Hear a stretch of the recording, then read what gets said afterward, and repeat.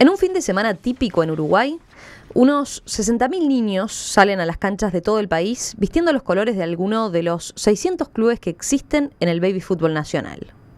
En sus cabezas anidan, de la manera más inocente, sueños que vienen prácticamente en el ADN de cada botija uruguayo. Hacer un gol inolvidable, ponerse la camiseta de Nacional o Peñarol o, ¿por qué no?, ganar un mundial.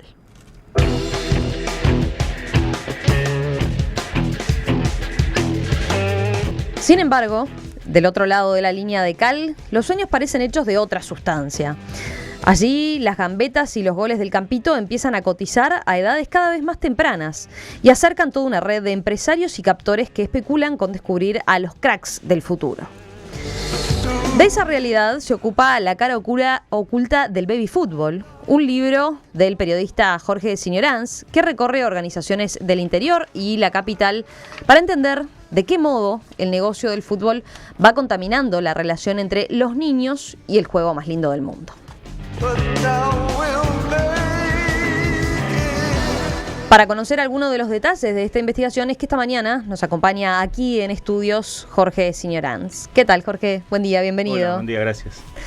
Bueno, comencemos por un comentario general. Bueno, primero aclarar que tú sos periodista deportivo desde hace mucho tiempo, ¿verdad? Pero, ¿cómo aparece tu interés por trabajar sobre este tema en particular, el del baby fútbol?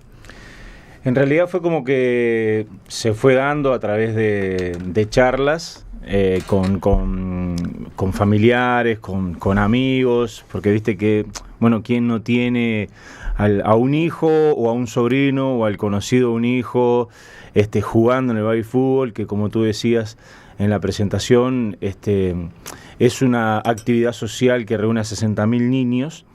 Y sí, los datos llaman la atención, ¿no? Son sorprendentes realmente. Sí. Decía, 600 clubes, 60 ligas asociadas en todo el país y 60.000 niños que disputan torneos de este tipo. Claro, y ahí fue que me fueron llegando las distintas situaciones que se viven en el entorno de los niños, ¿no?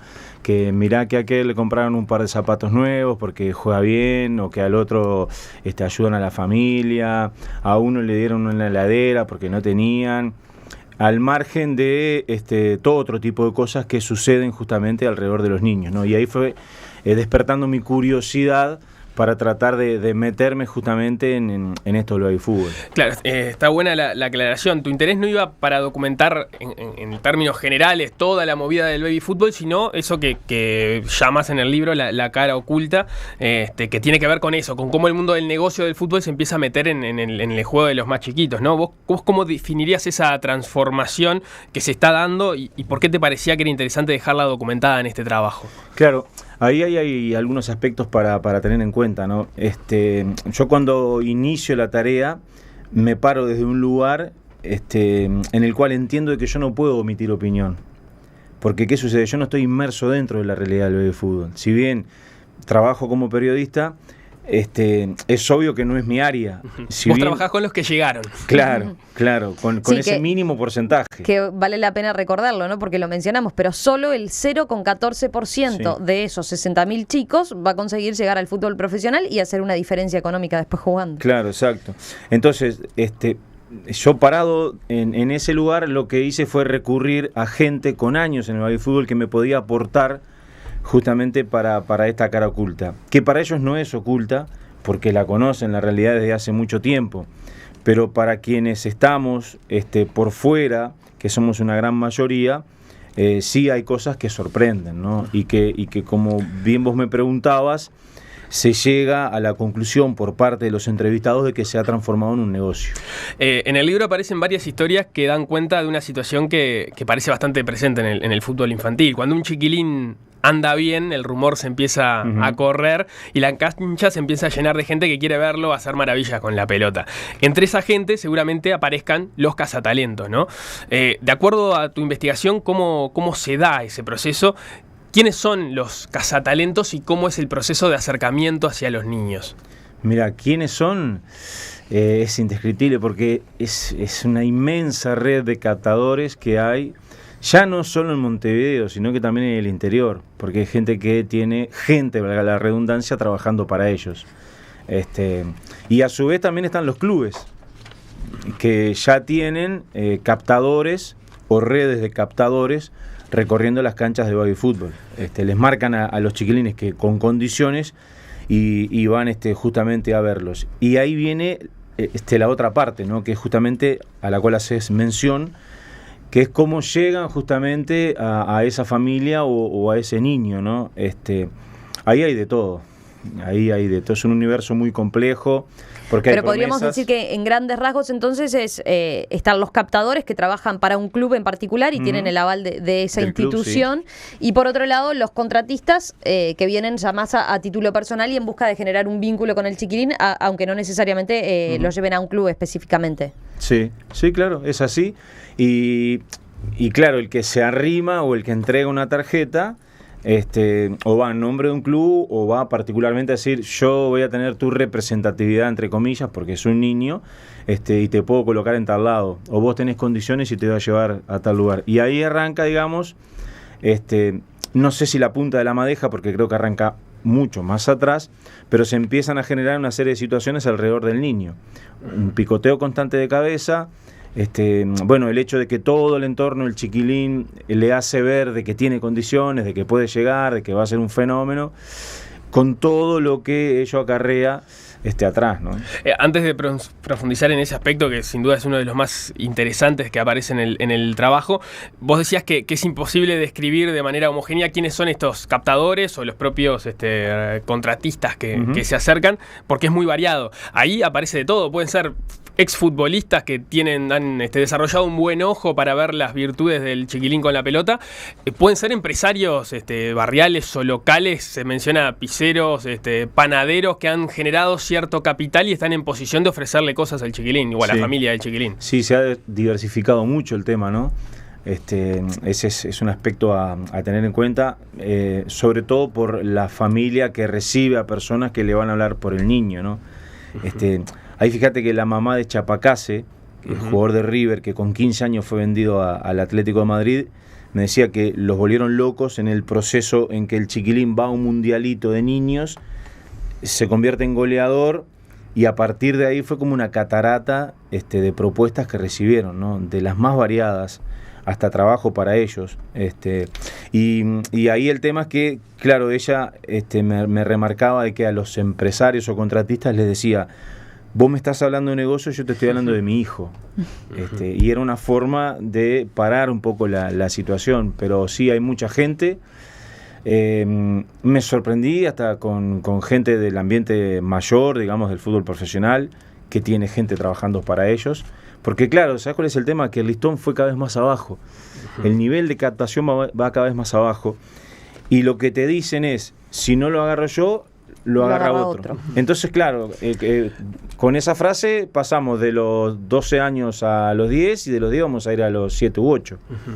Además, en el libro queda claro que esa ramificación se empieza a dar no solo con los que son, digamos, las cabezas del equipo, los captadores principales, sino que empieza a incluir incluso a árbitros, a fotógrafos, se menciona en algún caso, que retratan el baby fútbol, pero ya están también mirando y pasando el dato a alguna institución. Cualquiera te puede estar mirando, ¿no? Y pasando el dato. Sí, ese fue un dato que me sorprendió, ¿no? Que en el Club 7 Estrellas me dijeron que había un fotógrafo que no sé si oficiaba como captador, pero que sí que recibió un dinero para señalar quiénes eran los jugadores con condiciones. Que ahí se menciona en el caso de Valverde. De Valverde, sí.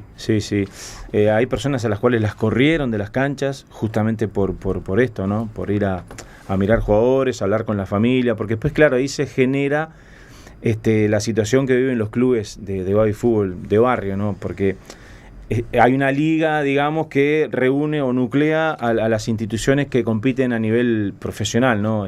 Peñarol, Danubio, que están en AUFI, ¿no? Y están los otros. Y después se genera esa pelea, ¿no? Que el chiquilín va a esos clubes y deja de ir al club del barrio. Entonces ahí, bueno, hay acusaciones de robo de jugadores. Para que tengan una idea, yo llegué por parte de algunas personas a que me dijeran de que había mafia. O sea, a mí no me entra en la cabeza, por ejemplo, que existan amenazas por chiquilines de 10 años o que un chiquilín de 10 años tenga representante. Pero hay quienes te dicen que son las leyes del mercado. Entonces, es como que es un laberinto muy complejo, en el cual admito que cuando me metí en un momento me costó salir, porque... ¿A qué te referís con eso? Claro, porque ¿qué pasa? Vos te metés y empezás a entrevistar gente, ¿no? Y por ejemplo yo vengo a tu club y te digo, mirá, a mí me dieron el dato de que ustedes robaron, por decirte entre comillas, tal jugador. Y ya viene la acusación para el otro. Pero ¿y por qué no vas a hablar con fulano que también está de vivo y se lleva jugadores? O anda a hablar con tal representante que vino acá y nos llevó a tal jugador. Y le dio a la familia a cambio un par de zapatos Ahí está. ¿Cuál es la moneda de cambio? ¿Qué es lo que se ofrece cuando está el interés por un chiquilín? De todo, mucho. Lo primero es un par de zapatos de fútbol, que es lo más habitual.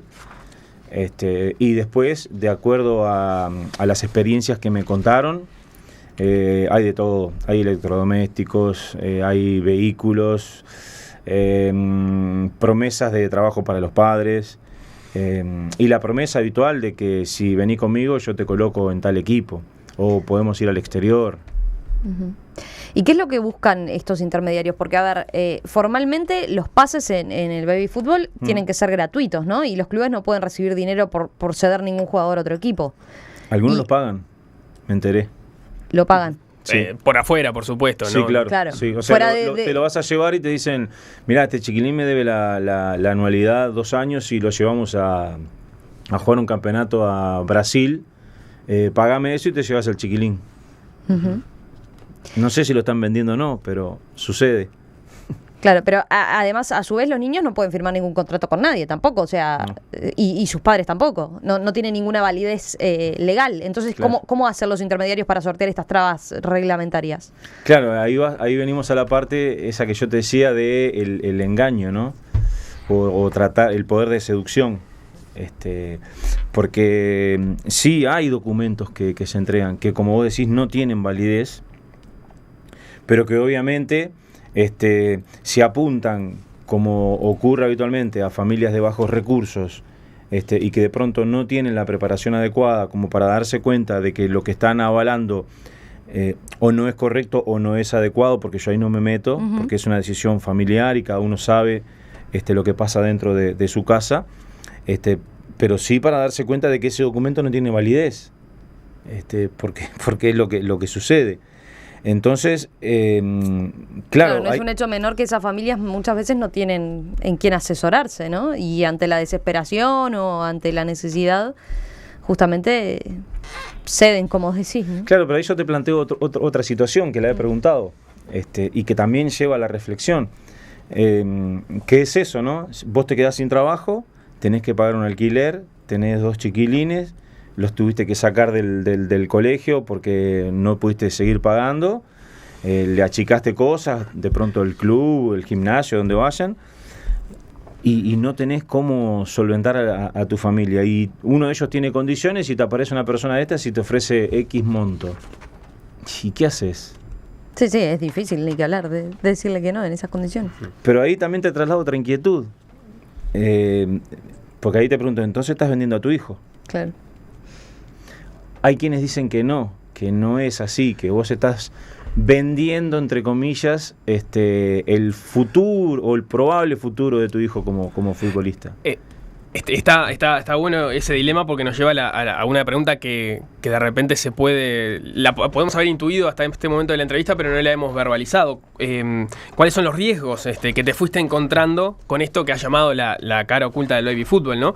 A lo largo del libro se encuentran varios testimonios de dirigentes de clubes de fútbol infantil que están molestos con esta situación. Pero claro, allí hay cierta lógica porque en definitiva están en competencia con los intermediarios por tener a estos chiquilines, claro, que tienen talento, ¿no? Pero para los chiquilines, ¿cuáles fueron los riesgos que vos fuiste identificando, que te fuiste encontrando que tiene esta situación? Muchísimos, porque, por ejemplo, los niños que vienen del interior sufren una gran problemática, de acuerdo a lo que me dijeron. Porque ahí está buena esa pregunta, porque ¿sabes qué? Ahí yo me respaldé o me apoyé en especialistas, en psicólogos. Entonces yo entendí la necesidad de que en esta investigación tenía que estar justamente esa parte que vos me preguntás, de qué es lo que le sucede a un niño al cual se le genera una ilusión de llegar a cristalizar como futbolista y que de pronto tiene que volver atrás, porque no llega, y es la inmensa mayoría. Sí, en el libro aparece un relato que no está identificado quién es el chiquilín, porque además seguramente no lo conozcamos desde aquí, que termina un partido en Tupambaé, había tenido una actuación maravillosa, se va contento a abrazarse al padre, el padre estaba hablando con un desconocido, y el desconocido le pregunta si se quiere ir a probar a Montevideo. Claro. Y ahí empieza la peripecia del niño, la ilusión, esas 2 semanas entre que desembarca en Montevideo y cuando llega a la cancha donde se va a probar, en realidad hay, claro, 60 chiquilines más que van con la misma ilusión, no queda, y a los 2 días está en Tupambaé de nuevo. Claro. ¿No? Esa historia me la contó Eduardo Mosegui, que es consejero del fútbol infantil justamente desde hace 16 años, que fue técnico, y él me dijo una cosa, ¿no? Por ejemplo, me contó, para conocer al baby fútbol desde adentro, tenés que haber vendido tortas fritas, y haber lavado camisetas, ¿no? Para graficar un poco cómo es el tema, ¿no? Y él me dijo eso, y él vive una situación muy particular, porque, por ejemplo, cierta vez un papá a él se le arrimó, él quería llevar al hijo a jugar al club de él, y le dijo, si me das 6 chapas, el chiquilín juega en tu cuadro. Y fue algo que como que lo marcó, ¿no? Que le haya pedido 6 chapas de pronto para construir la casa, o vaya a saber uno para qué. Y situaciones de esas se viven, innumerables, y los riesgos a los cuales están expuestos los chiquilines son varios, ¿no? Porque es muy común que se dé, por ejemplo, la situación de que, claro, si al chiquilín lo embalan o lo entusiasman con la posibilidad de que sea jugador profesional, es muy probable que venga y te diga a vos, mamá, yo no quiero estudiar más, porque yo voy a jugar al fútbol, voy a ser jugador de fútbol. Y bueno, ¿y con qué das marcha atrás ahí, no? Porque claro, hay familias que de pronto sí se imponen, y la madre dice, no, esto no lo negociamos, el estudio no, pero hay otras que bueno, que de pronto, como decíamos hoy, no tienen la preparación o los medios suficientes como para tratar de inculcarle al chiquilín que la actividad paralela del fútbol tiene que ser acompasada con un estudio, y dejan de estudiar. Y el chiquilín no llega y tiene que salir a afrontar después la vida sin la preparación adecuada. Claro. Que eso se da en muchísimos casos, como me lo decía el psicólogo Gabriel Gutiérrez, que le ha pasado de encontrarse con muchísima gente así. Incluso a nivel de la selección, los entrenadores o quienes están ahí, hasta el propio Diego Forlán me lo dijo, vos te parás en el complejo de la AUF y mirás los cuadros o los murales que están en las paredes con todas las selecciones juveniles, y vas a empezar a contar la cantidad de chicos que se perdieron en el camino, o que no llegaron. Sí, mira, acá tenemos, por ejemplo, un mensaje de uno de los oyentes que dice: el niño a quien le salen las posibilidades de ser un crack pierde el interés por el estudio. Si no llega a ser un crack, está condenado entonces a no ser nada, dice. Claro, pero a su vez está otra situación que ahora me vino a la mente, que me la decía Diego Forlán, que es la siguiente, ¿no?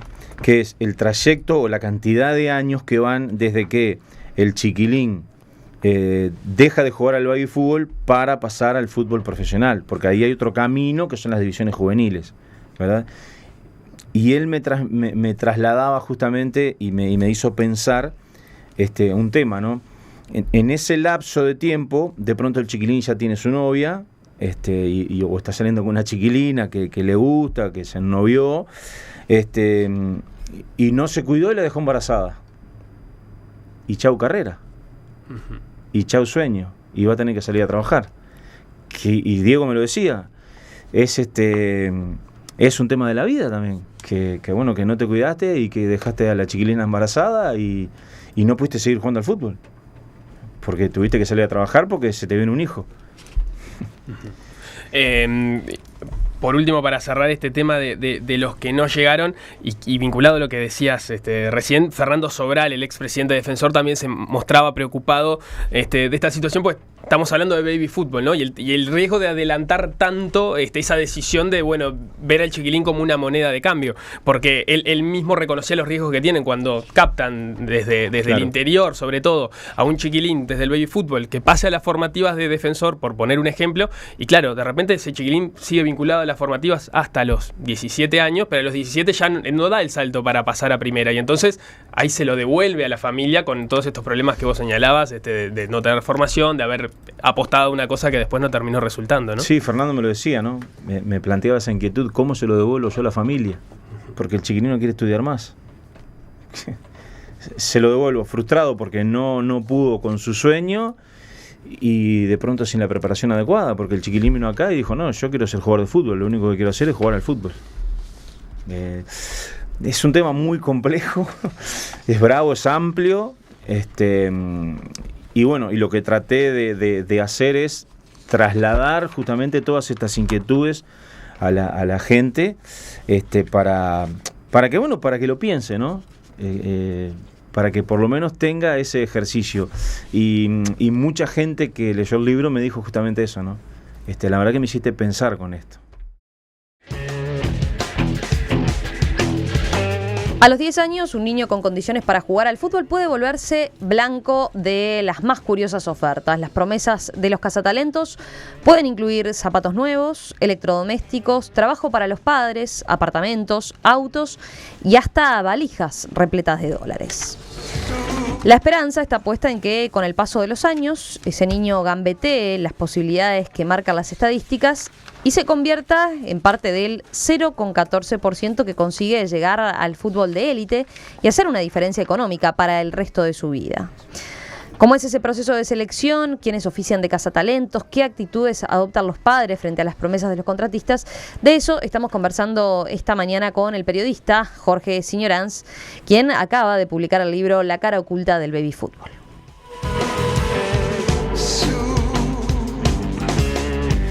Romina decía que las promesas de los cazatalentos pueden incluir zapatos nuevos, electrodomésticos, trabajo para los padres, apartamentos, autos y hasta valijas repletas de dólares. Y en algunos casos puede incluir todo eso, como es la historia de Enzo Scorza, con la que elegís arrancar el libro, que con 10 años empezó a llamar la atención de los medios de Brasil, lo visita la Red Globo para hacer informes sobre él, lo entrevistan y empiezan una disputa impresionante, los clubes más importantes del mundo por su fichaje, hasta que finalmente termina en realidad arreglando con Danubio a partir de la intermediación, si no me equivoco, de Francisco Casal, sí, que se termina haciendo de su ficha. Sí. Que se termina haciendo es una manera de decir, porque en realidad no pueden.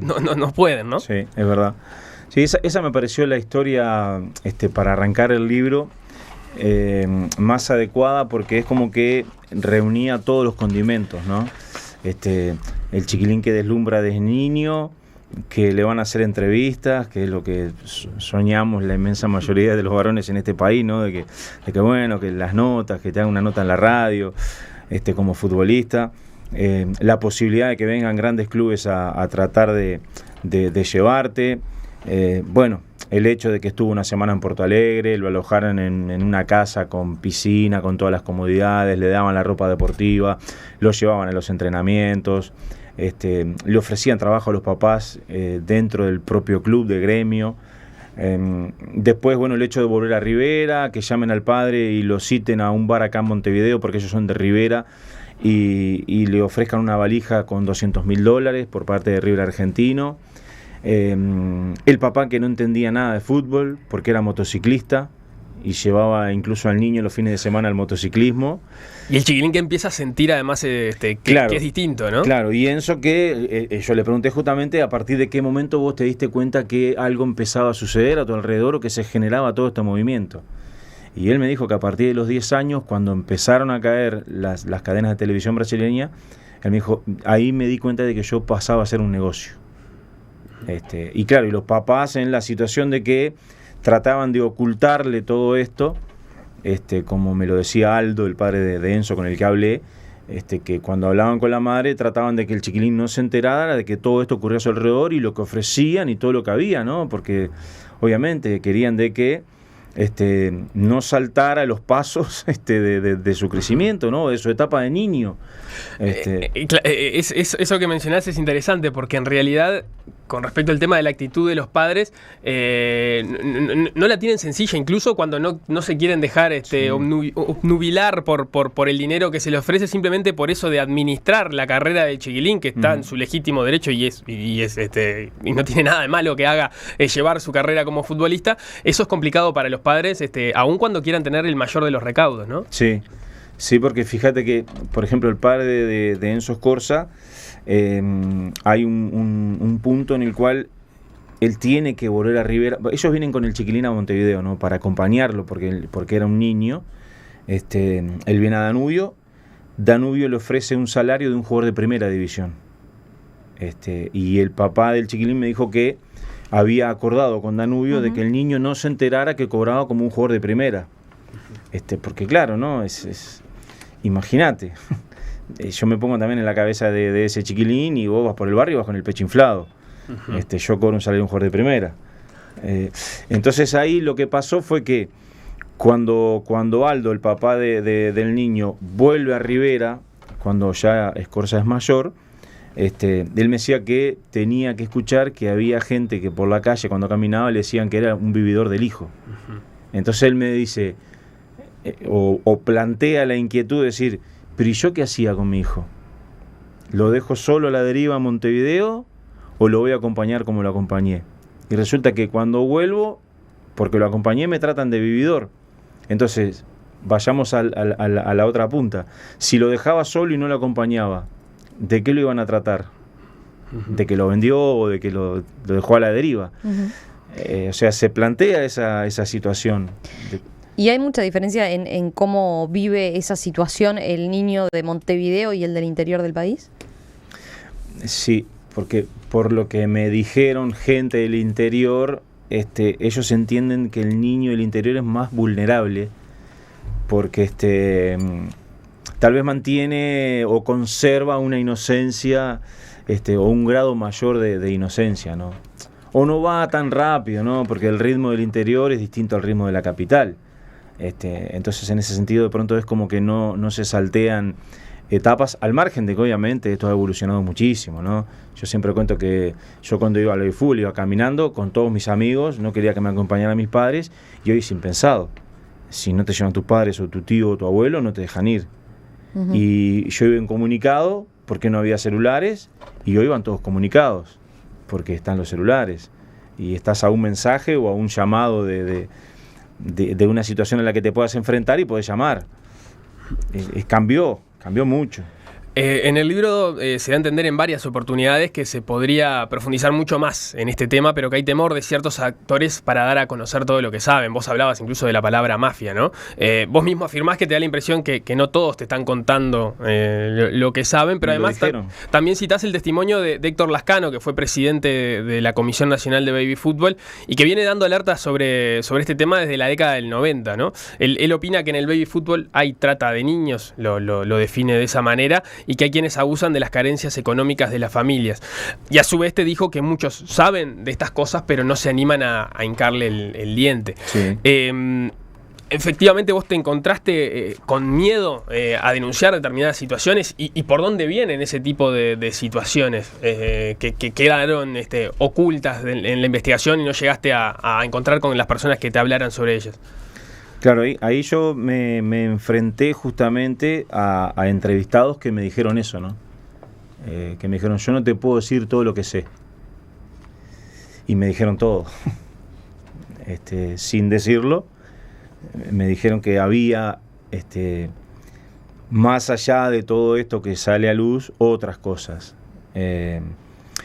No es que yo no las denuncié o que no me las contaron, porque te las cuentan, pero off the record, como decimos a veces los periodistas. El tema es que pero ¿por dónde vienen esas situaciones? Pienso, por ejemplo, que a partir de las denuncias de Lascano se hablaba de que chiquilines del litoral, de los departamentos que tienen límites con Argentina, terminaban jugando en Argentina con problemas en la documentación, por ejemplo, ¿no? Sí. De ahí se esboza uno de los costados que puede tener este tema. Sí. Pero ¿por dónde más pueden venir ese tipo de situaciones? Hay muchísimas. Hay otra denuncia en el libro de un club que hacía venir a los chiquilines de 10 años y le hacía firmar contrato a los a los padres y después le daban un 10% en caso de que el chiquilín llegara a cristalizar. Hay otras, por ejemplo, como te decía hoy, de amenazas entre representantes, porque se llevaron a un jugador o porque, ¿viste? Hay otro tipo de situaciones que tampoco las pude revelar, porque yo lo que intenté fue justamente de que el libro tuviera el contenido que tiene, que es con nombre y apellido. Uh-huh. No me servía poner fuentes porque yo consideraba que iba a perder peso. Y, por ejemplo, me enteré de una situación a través de la cual no pude llegar porque no me la dijeron, que debe ser común, ¿no? Padres separados, el chiquilín en el medio, un representante que le da dinero a la mamá y otro que le da dinero al papá, y el niño en el medio de rehén. Uh-huh. Bueno, no sé si te estabas refiriendo estrictamente a esa situación, pero en el libro aparece una situación similar con nombre y apellido, que es la de Rodrigo Amaral, donde un contratista hablaba con la madre y otro con el padre, y Rodrigo quedaba en la mitad de esa situación, ¿no? Denunciada por Pablo Boselli, que fue representante de Amaral durante mucho tiempo, y que justamente él dice en el libro que a lo largo de muchos años lo acompañó en su crecimiento, y que llegado el momento apareció otro empresario, Daniel Fonseca, porque lo reveló, y le ofreció cosas que él de pronto no estaba dispuesto a ofrecer, y me dijo claramente: tal vez yo, por no poner 2 autos, perdí un jugador que va a valer muchísimo dinero. Yo hablé después con Rodrigo Amaral, porque consideraba que era lo adecuado, teniendo en cuenta que él era protagonista de esa historia, y él obviamente prefirió no hacer referencia a lo que había vivido, al margen de que sí me contó que él vivió situaciones de mucha gente que se arrimaba para tratar de llevárselo, ¿no? Porque el chiquilín deslumbraba en el baby fútbol. Me dijeron quienes lo vieron que era impresionante lo que jugaba. Si vamos a lo que podrían ser las conclusiones de tu libro, ¿qué alternativas se manejan para tener entonces mayor control sobre estas situaciones? Porque tú dialogas con varios actores relevantes del fútbol, ¿verdad? Para justamente ver qué es lo que plantean. O sea, estoy pensando en el exfutbolista Gustavo Poyet, que proponía que los niños estudien obligatoriamente y que de lo contrario no puedan jugar. Sí, es que es muy complejo el tema para ponerle el cascabel al gato. Porque mirá, vos tenés un hijo, ¿sí? Planteemos otra vez la situación de que pasás dificultades acá y el chiquilín juega bien y te dicen: vamos a llevarlo, por decirte algo, a Argentina, ¿sí? Y se va toda la familia con el chiquilín. Pero vos, ¿qué vas a argumentar cuando te vas? Que vas a trabajar a Argentina. Pero la realidad es que van por el chiquilín, uh-huh, a jugarse por el chiquilín. Entonces, ¿cómo se hace para tratar de frenar eso? Buscarle un aspecto legal, un marco legal a ese tipo de situaciones. Es complejo. De hecho, hay un niño que está en España, está en Real Madrid. Se lo llevaron con 11 años. La Greca. Santiago La Greca, sí, hablé con el papá, me contó la historia, cómo se dio todo. También otro chiquilín que deslumbraba en el baby fútbol. Y ese niño está en España y la familia está con él allá, están trabajando. Y se fueron a tratar de cumplir el sueño del niño. Entonces yo le pregunté justamente a Andrés, se llama el papá, qué sucedía en caso de que no resultara. Y me dijo, bueno, que habían hablado con el chiquilín y que le habían dejado las cosas claras de que si no resultaba volvían a Montevideo. Sí, igual es interesante eso porque el chiquilín, Santiago, ¿no? Santiago. Dice en el libro que él confía plenamente en sus condiciones, sí, que no vamos a volver, le dice. Claro, pero eso es en la cabeza y en su fantasía de niño. Eso no quiere decir que efectivamente no vaya a pasar y que el golpe después no lo reciba de todos modos, ¿no? Claro. Porque, a ver, yo me pongo un instante en la cabeza de ese chiquilín y debe ser bravo volver atrás, ¿no? Estuviste en el Real Madrid, conociste todo lo máximo y tener que volver atrás debe ser duro.